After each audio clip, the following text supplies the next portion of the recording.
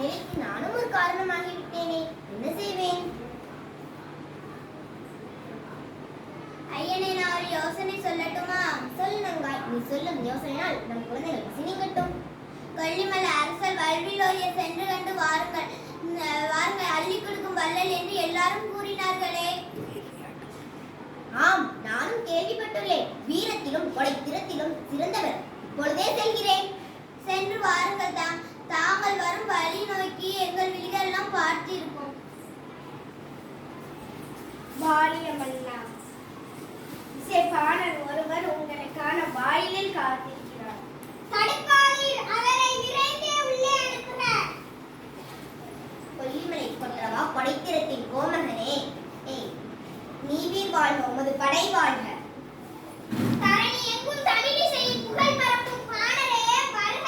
வளரட்டும் தமிழ் கண்டு எம்மை நாடி வந்த காரணம் என்ன? வள்ளலே, வறுமையின் காரணமாக எனது வீட்டின் அடுப்பில் பூனை ஒன்று உறங்குகிறது. தமிழ் பரப்பும் பாணரே, உமது நிலை என்னை வருத்தமுறச் செய்கிறது. உணவின்றி என் விழால் மெலிந்து கிடக்கிறாள். குழந்தைகளும் காற்றை உண்டு கண்ணில் உயிரை தேக்கியபடி இருக்கின்றனர். கலக்கம் வேண்டாம் பாணரே, உம் வறுமையை போக்குவது என் பொறுப்பு.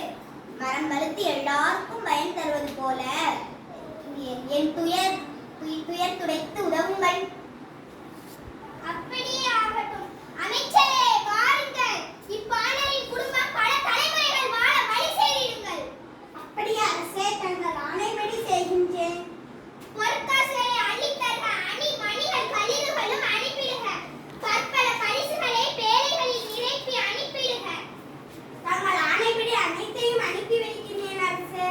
கற்ற கல்வி அறியாமை அகற்றுவது போல என் குன்ற துயர் துடைக்கும் வள்ளலே, குன்றா புகழ் ஓங்குக. வாழ்க வாழ்க, நீதி வாழ்க.